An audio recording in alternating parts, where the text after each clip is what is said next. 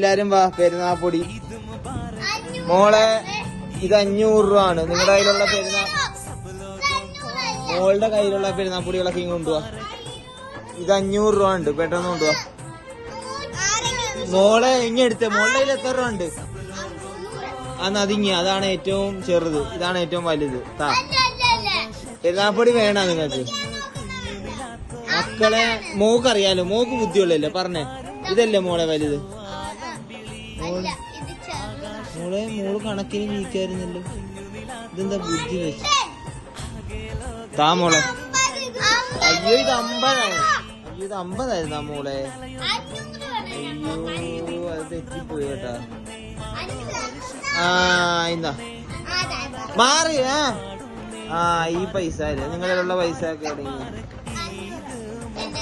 ഇന്നാ കൊടുത്തേ 50-50.